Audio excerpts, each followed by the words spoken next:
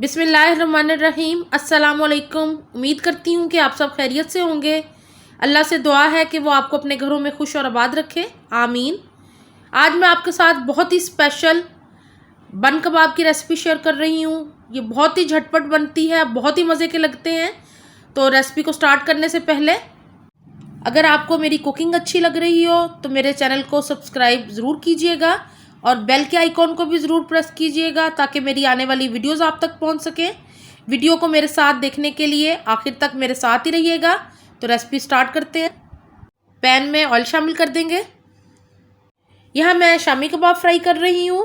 इसकी रेसिपी मेरे चैनल पे है, मैं उसका लिंक डिस्क्रिप्शन बॉक्स में दे दूँगी, आप वहाँ से चेक कर लीजिएगा।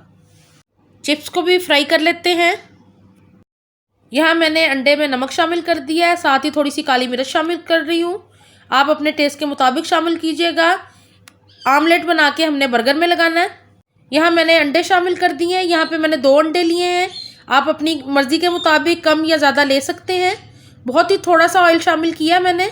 और अब आमलेट तैयार करके मैं आपको बताती हूँ कि बर्गर को कैसे असम्बल करना है। यहाँ पे मैंने बर्गर को लगाने के लिए चटनी ली है। ये इमली वाली चटनी है और ये ग्रीन चटनी ली है मैंने।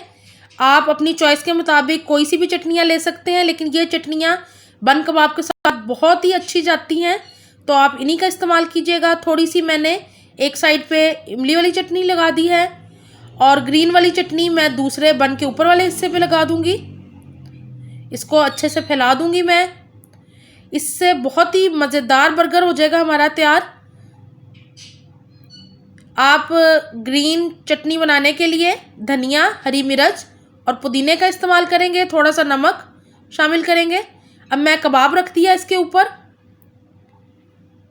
साथ ही मैंने ऑमलेट रख दिया। यहाँ मैंने 2 स्लाइस टमाटर के रख दिए हैं, साथ ही मैंने खीरा काटा हुआ है। 2 स्लाइस मैं खीरे के रख दूंगी। इससे बहुत ही क्रंची सा टेस्ट आएगा बर्गर के अंदर।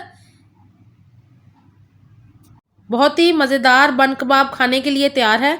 जिस तरह आजकल स्कूल खुल गए हैं तो ये बच्चों के लंच बॉक्स में देने के लिए एक बहुत ही बेहतरीन ऑप्शन है। तो आप बच्चों को लंच बॉक्स में दें, साथ सैलड दें, साथ फ्राइज़ दें। बच्चे बहुत ही शौक़ से खाएंगे।